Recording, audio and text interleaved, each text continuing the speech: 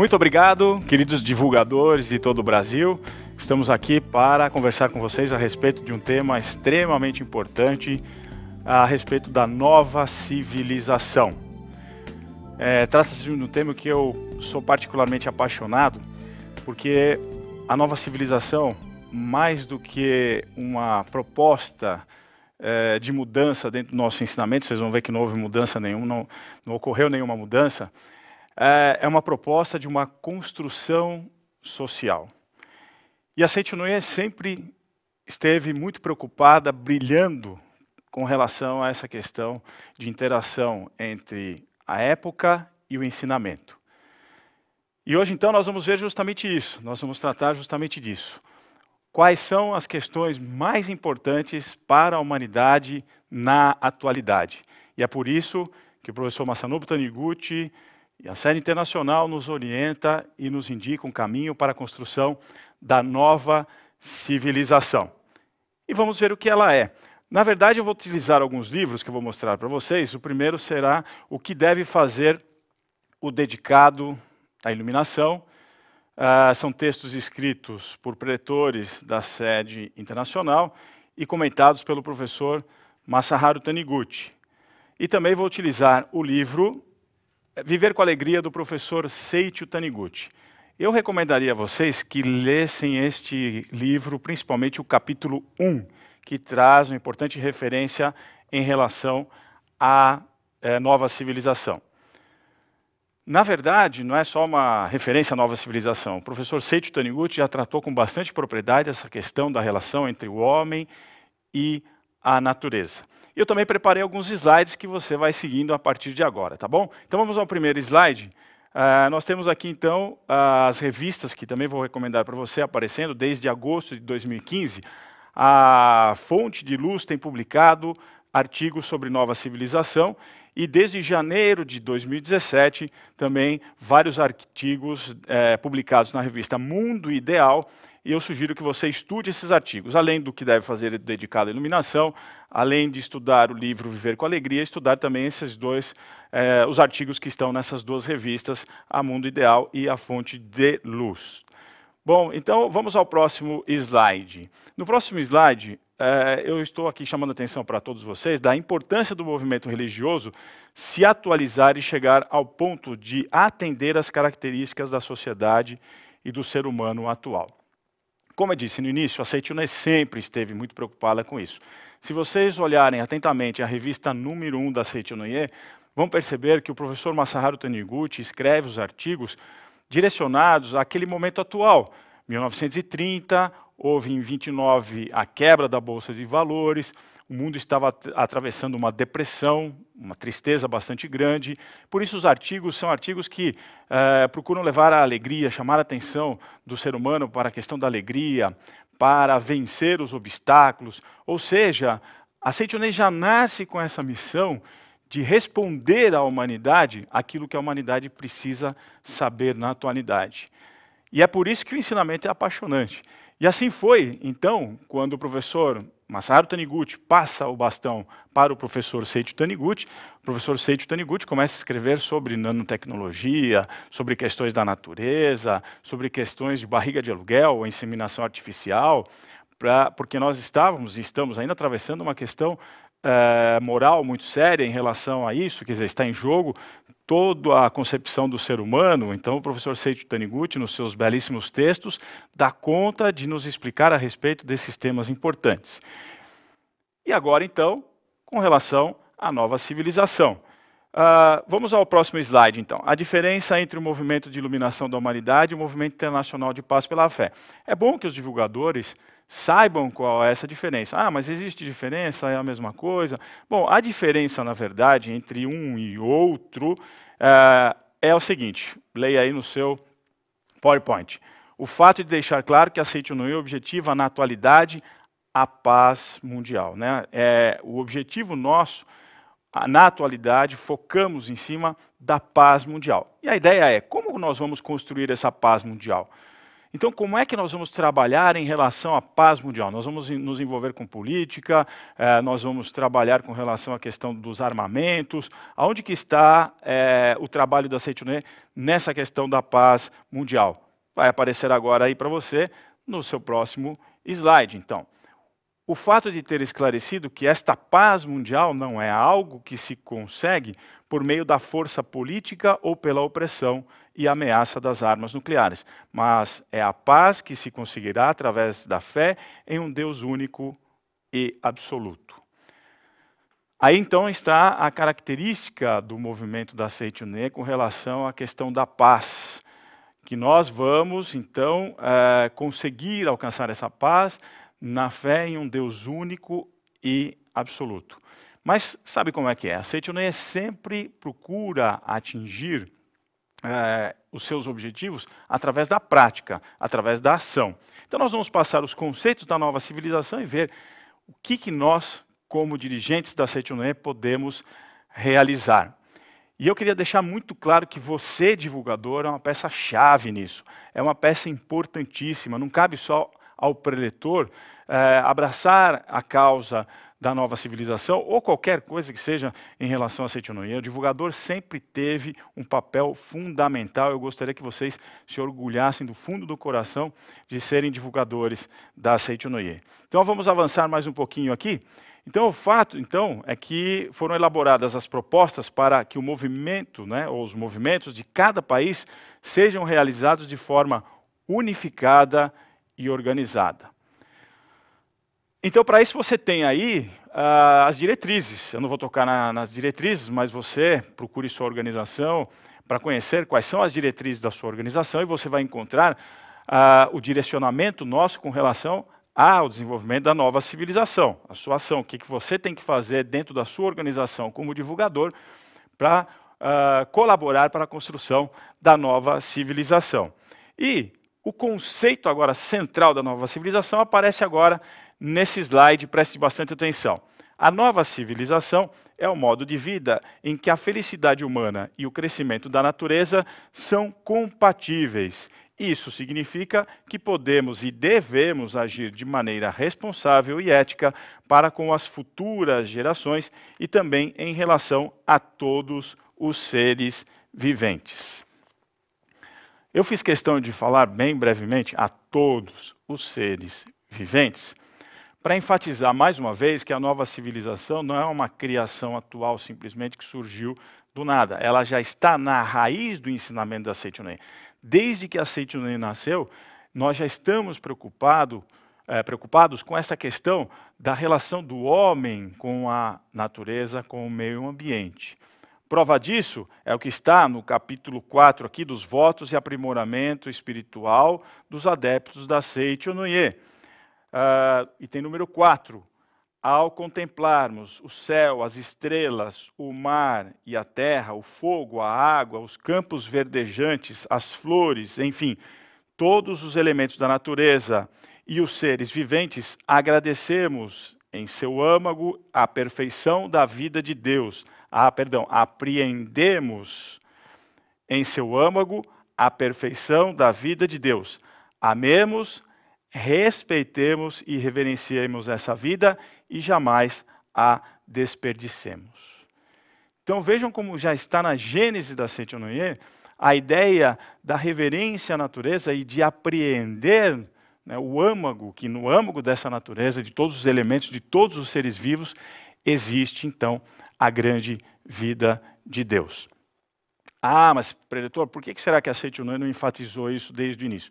Não enfatizou porque simplesmente o que a humanidade necessitava, as demandas da atualidade, na época do professor Masaharu Taniguchi, eram umas, na época do professor Seiichi Taniguchi, outras, e agora as demandas, então, vão ao encontro desta questão da natureza. E mais ainda, a Seitounê está sempre adiantada. Quando a Seitounê iniciou, falar que o homem era filho de Deus era algo inimaginável. Faz muito pouco tempo que as pessoas aceitaram a ideia que o ser humano é filho de Deus, ainda há um pouquinho de resistência nisso, mas hoje você pode falar abertamente, eu sou filho de Deus. Se você falasse isso há 20, 30, 40, 50 anos atrás, por exemplo, as pessoas iam olhar para você com um olhar de espanto. Hoje já passamos dessa fase, então temos que dar um passo adiante. Nós temos que mostrar que todos os elementos da natureza são vida de Deus e devem necessariamente serem respeitados justamente por isso. Vamos avançar mais um pouquinho, o tema é extenso e bonito. O que é a nova civilização? Então, a nova civilização traz para dentro de si a ideia, dentro dessa construção social, como está no slide, a harmonia entre Deus, natureza e os seres humanos nesta ordem. Porque hoje, devido ao antropocentrismo, o ser humano se vê como o centro da natureza. Então, outro item que está assim no seu slide, utilização dos recursos supraterrestres, ou seja, de superfície, e práticas de vida para uma edificação da nova civilização, que aí nós vamos ver detalhadamente. Eu queria chamar a atenção de vocês sobre justamente essa questão. A humanidade passou ao longo de sua história, vamos pensar no período moderno, a fase inicial, que nós podemos chamar de teocêntrica, onde as pessoas entendiam que Deus era o centro de todas as coisas. A partir de jovens revolucionários, renascentistas, na época do Renascimento, houve então uma procura de ruptura com essa ideia de que Deus era o centro de todas as coisas, e então passamos a pensar que o ser humano é o centro de todas as coisas e criamos uma sociedade antropocêntrica e acima de intuições, de pensamentos mais, podemos dizer, etéreos, ficou então a ideia de que a razão deveria prevalecer. Mas parece que essa razão não está muito racional e o mundo não se ajeitou como nós imaginávamos a partir da ideia da racionalidade humana. Não que a gente vai desprezar a racionalidade, mas de certa forma o antropocentrismo trouxe a ideia de que nós poderíamos dominar a natureza, destruí-la e hoje nós estamos vendo a consequência. Perdemos a gratidão pela natureza e perdemos a noção que a natureza, na verdade, é que nos mantém vivos, porque ela nos vivifica a todo tempo. Então nós perdemos essa noção e perdemos, então nos afastamos da natureza com a ideia de que podíamos dominá-la ou ainda que a tecnologia poderia suprir a falta da natureza. Se eu não tenho oxigênio, eu produzo oxigênio. Se me falta água, eu produzo água. Se me falta tal coisa, eu produzo tal coisa. Mas isso, e aí a nossa diferença, nós não estamos preocupados em relação à questão do meio ambiente, no sentido como se fôssemos uma ONG para preservar o meio ambiente, porque achamos simplesmente belo. Nós sabemos que essa natureza tem uma razão de existir e foi justamente o desencadeamento, o processo da natureza que nos permitiu estar aqui agora. Por isso que os guaranis, muito inteligentemente, consideram como seus antepassados, em primeiro lugar, os elementos da natureza. São antepassados dos guaranis, as rochas, as árvores, os animais e depois os seus ancestrais, ou seja, avós, bisavós, pais, etc. Veja a inteligência, a sabedoria deste povo guarani, que já entendia, não só dos guaranis, de outras nações também, mas os guaranis já entendiam que nós somos frutos dessa transformação e chegamos a estar aqui como seres humanos graças a todos esses elementos. Por isso eles os consideram como antepassados. Vamos avançar mais um pouquinho então? Então vamos lá. Práticas de vida para a edificação de uma nova civilização. Como nós falamos a respeito da questão prática, então vamos então falar das práticas. Então, primeiro, praticar as 3 práticas religiosas importantes na busca do aprofundamento da fé em Deus único e absoluto. Lembram que eu falei a respeito disso, então, da importância de chegarmos à paz mundial a partir dessa ideia da fé, na verdade da ideia não, mas da fé de um Deus único e absoluto. O segundo item que aparece aí para você é viver o princípio do relógio de sol. Não vou aprofundar nesses 2 itens, porque vocês têm literatura suficientemente boa e à disposição para estudar, na verdade da vida, volume 7, por exemplo. Vocês podem estudar sobre viver o princípio do relógio de sol, e aí o detalhe, viver, registrar mentalmente as horas em que o sol brilha. Isso é extremamente importante no momento atual, e eu gostaria que vocês estudassem ou buscassem mais informações a respeito dessa questão do viver o princípio do relógio de sol. Outro slide. Então está aqui, continuando com as práticas, tá? Para manifestarmos na vida cotidiana que perante Deus tudo é uno, viver consciente do trabalho de união Musubi. Bom, voltando aqui, então a questão do Musubi significa que nós estamos procurando, dentro da construção da nova civilização, fazer com que as pessoas se unam umas às outras, se vinculem pelas semelhanças e procurem entender que as diferenças elas são necessárias, mas não são relevantes na relação humana necessariamente. Eu digo isso porque nós estamos vivendo um momento bastante delicado na humanidade, em que as pessoas estão sendo divididas em dois grupos. Isso é extremamente perigoso. Então você vê as mensagens o tempo inteiro na mídia, né? Os homens contra as mulheres contra os homens, a questão do machismo e do feminismo, a questão, por exemplo, dos migrantes, né? Eu sou dessa nação, o outro não é dessa nação, como se nós não fôssemos do mesmo planeta. Os negros contra os brancos contra os negros. Temos a questão do homossexual e do heterossexual colocada aí, e parece que isso está sendo enfatizado sempre polarizando. De um lado o bem, de outro lado o mal, seja quem for representando o bem ou o mal. Isso é extremamente perigoso e por isso, sabiamente, o professor Masanobu Taniguchi indica que para nós vivermos, construirmos a nova civilização, nós precisamos acabar com isso e ver o outro como eu próprio. Isso também está na Gênesis da Seicho no Ie, revelação divina da grande harmonia, eu e o outro somos um só, ver o outro como a mim mesmo. Então isso também não é uma novidade, mas nós precisamos colocar em prática que toda vez que você for tentado a comentar algo em relação à divisão das pessoas, guarde isso, não fale, não comente, diga, todos são filhos de Deus, nós somos um só perante Deus, o outro é meu irmão, é minha irmã. Então isso é extremamente importante no momento atual, esta prática de viver o Musubi. A próxima, então, tela, nós vamos então aqui para práticas de vida para a edificação de uma nova civilização. O próximo item, praticar o consumo de produtos da terra, hortas caseiras e artefatos manuais, etc. E praticar um modo de vida que não agrave o aquecimento global. Vamos voltar aqui. Bom, essa questão das hortas caseiras, vocês vão encontrar, tanto na Mundo Ideal quanto na Fonte de Luz, artigos bastante interessantes. Um dos artigos, inclusive, chama Mãos à Horta. A ideia, a princípio, quando nós fomos estudar esta questão de hortas caseiras, nós ficamos pensando, mas por que horta caseira? O que tem a ver isso com a construção da nova civilização? Será que nós queremos acabar com a fome do mundo, que é uma questão extremamente séria, a partir das hortas caseiras?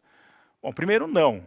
Nós não queremos fazer isso, tá? Nós queremos, na verdade, fazer algo diferente, mas está em jogo, sim, a questão da fome mundial, porque enquanto existe fome, há consequências sérias, e as consequências são, com certeza, guerras. Mas pensando na questão da horta caseira, eu vou contar para vocês uma coisa interessante. Quando a gente começou a realizar ou fazer as hortas caseiras, em casa a gente tem lá uma pequena hortinha, mas na parte da frente do quintal, a minha sogra chegou a cultivar abóbora, chegou a cultivar também, e temos lá um pé de romã, etc. e tal. Então acontece que quando começa a florescer e aparecer os frutos, os próprios vizinhos, né, ficam lá, puxa, está sobrando abóbora. Então o que a gente faz? Pega aquele excedente e vai trocando. Então leva a abóbora para um vizinho, ou uma romã que tenha mais, faz um chazinho com romã e leva para um vizinho, e o vizinho começa a trocar outros elementos de horta, outras frutas, hortaliças da horta dele. Então a gente começa a perceber que há um intercâmbio entre a comunidade a partir da produção das hortas caseiras. E mais ainda, conheci vários projetos que estão disponíveis aí na internet, você pode pesquisar, de pessoas que, por exemplo, pegam áreas comuns, como terrenos. Em Brasília mesmo temos o caso, entre os blocos de prédios, as pessoas estão cultivando hortaliças, mas mais pelo prazer do cultivo e da convivência. Então a horta caseira tem um papel extremamente importante de gerar convivência. Ah, mas no meu prédio, como é que eu faço? Você pode fazer uma pequena horta, ninguém está falando para você fazer uma grande produção, que você plante cebolinhas, por exemplo, ou algum outro tempero, para você oferecer para o seu vizinho e criar vínculos. Principalmente quem vive no meio urbano tem pouca chance de convivência com as pessoas que estão ao seu redor. Então a horta caseira tem este papel extremamente importante de nos unir. Lembra-se do Mussoubi, não é? Da união, da junção, e trabalharmos unidos, juntos. Então a horta caseira tem este papel importante, mas aí mais detalhes você busca nas revistas Mundo Ideal e Fonte de Luz. E vamos para sim, eu vou chamar a atenção para o último item aqui, nós vamos aparecer de novo na tela de você, ainda esse slide, que é praticar um modo de vida que não agrave o aquecimento global. Já vou emendar com a próxima aqui.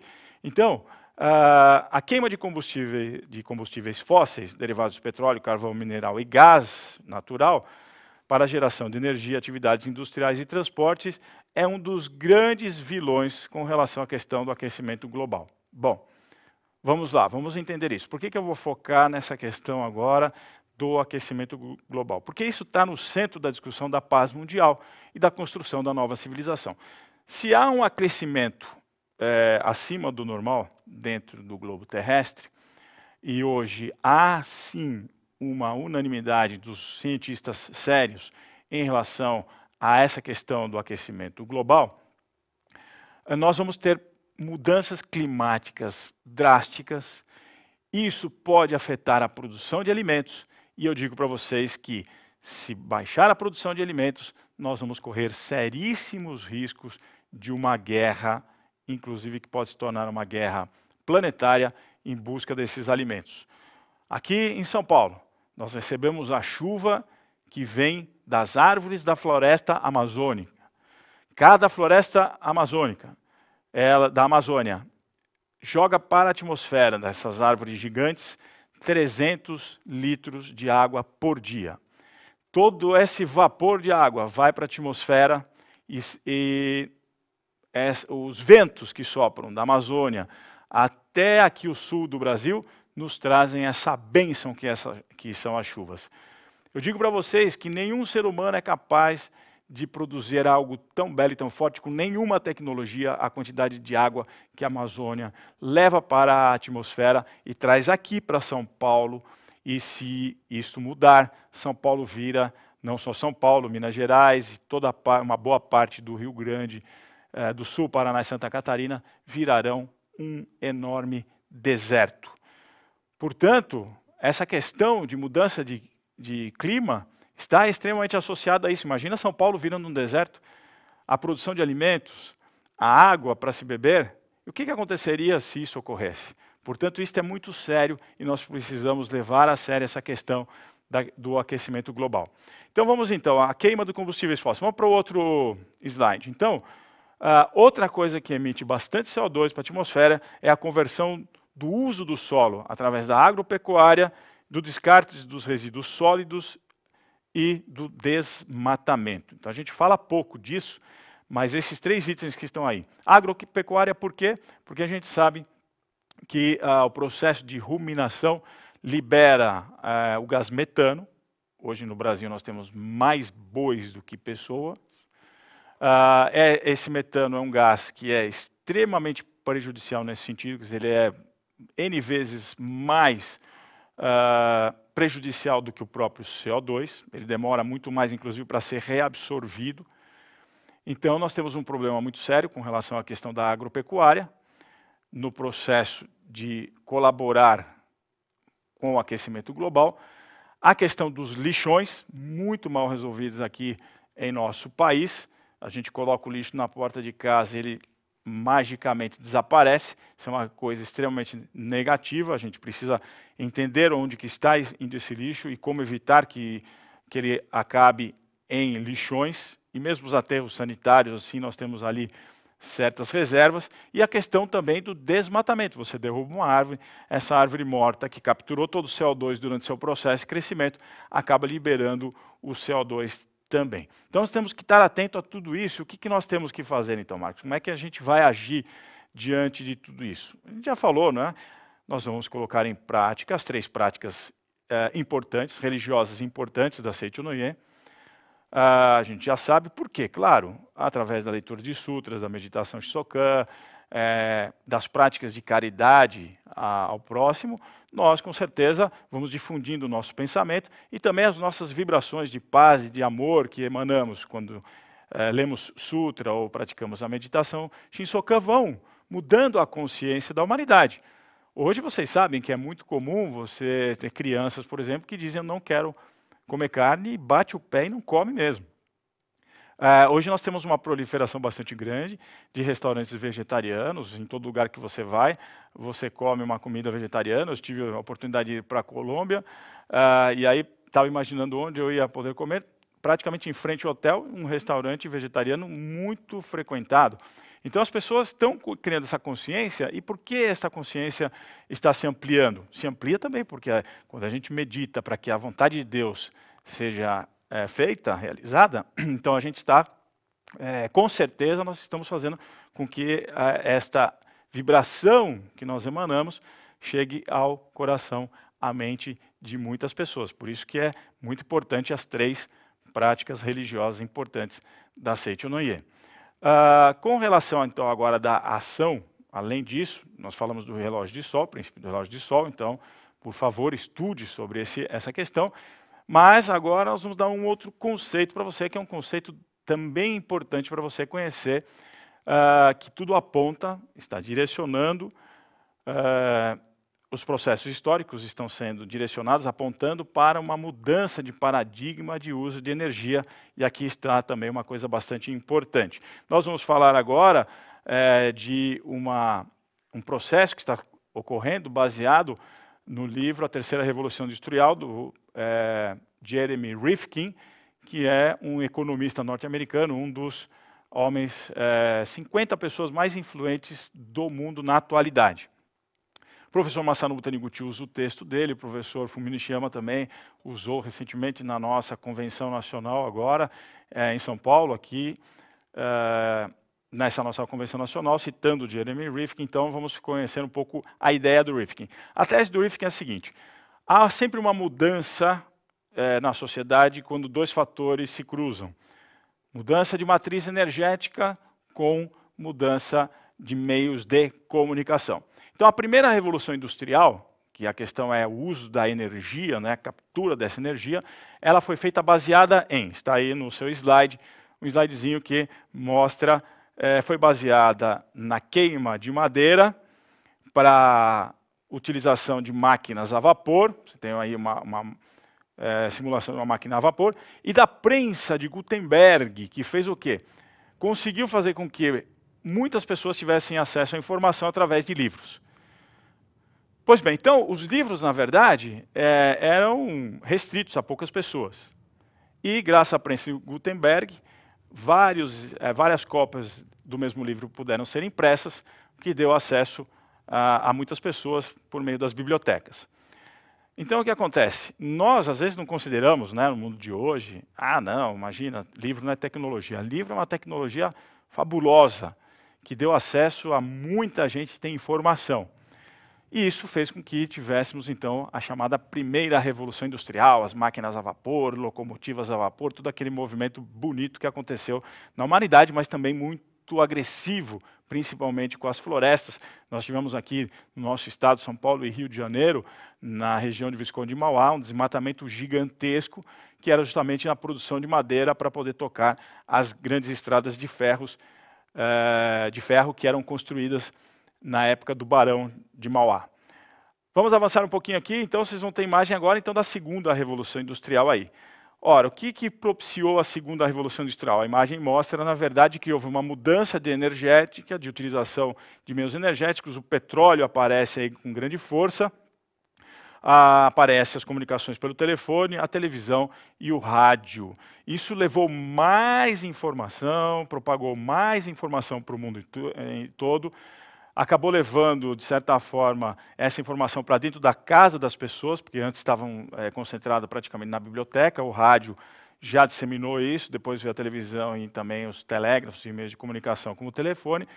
Isso, então, propiciou um grande boom, por exemplo, né, industrial, carros, a questão da aviação tornou possível, a aviação tornou possível. Então, estreitou o mundo, porém, né, toda a reserva de CO2 que estava estocada no subsolo, através do petróleo, começou a ser retirada e jogada para cima na atmosfera.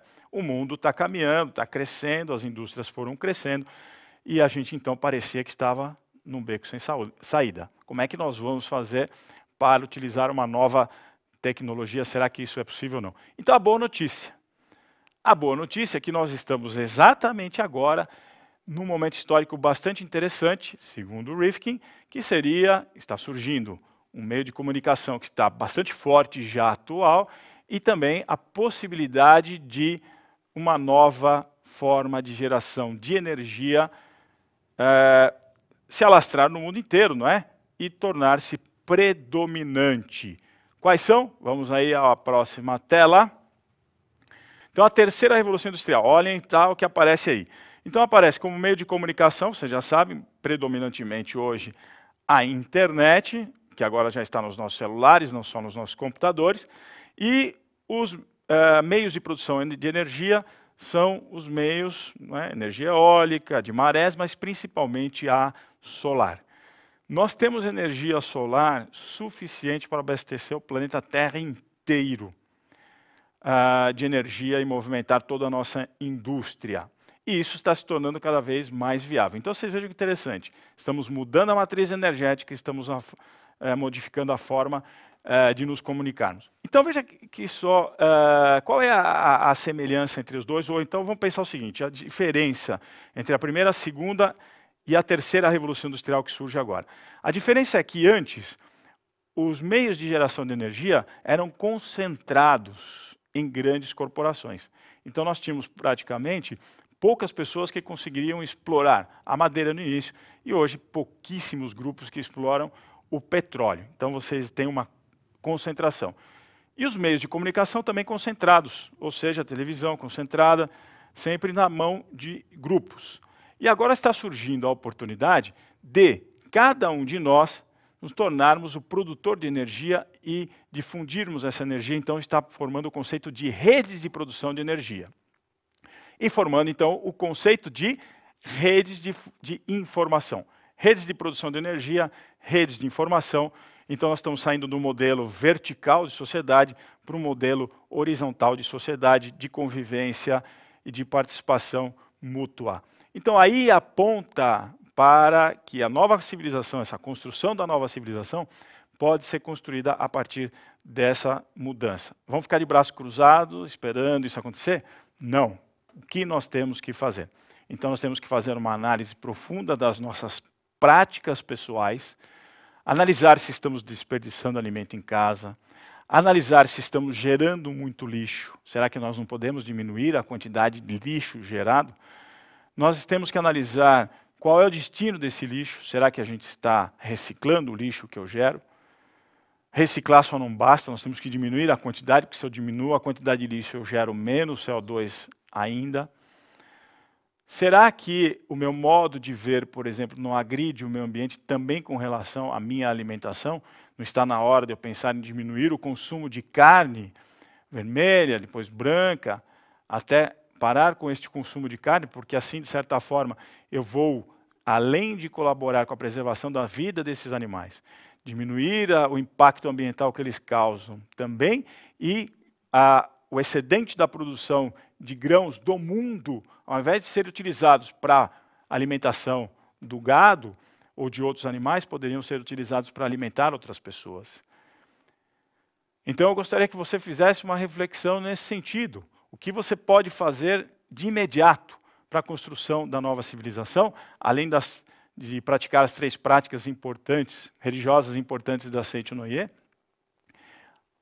Você pode colocar em ação, dentro da sua casa, alguns princípios que estão aí e que foram debatidos ao longo das revistas da Seicho-no-ie, Fonte de Luz e Mundo Ideal. Eu quero fechar aqui justamente para dizer para vocês uma coisa importante que vai aparecer na tela do seu computador agora, que é: rogamos que as santas bênçãos desta se estendam a todos os seres vivos e que nós, juntamente com todos eles, consigamos manifestar a imagem verdadeira. Queria chamar a atenção de vocês aqui para o que está escrito: a todos os seres vivos, e que nós, juntamente com todos eles, consigamos manifestar a imagem verdadeira.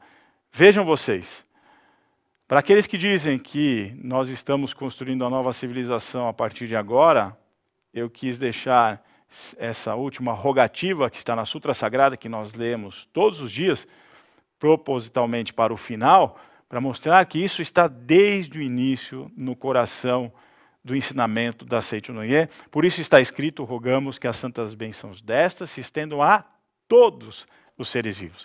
E que nós, juntamente com todos eles, nós estamos incluindo os seres vivos na construção de um mundo melhor, mais que um mundo melhor, de uma nova civilização de convivência harmônica entre Deus, a natureza e os seres humanos.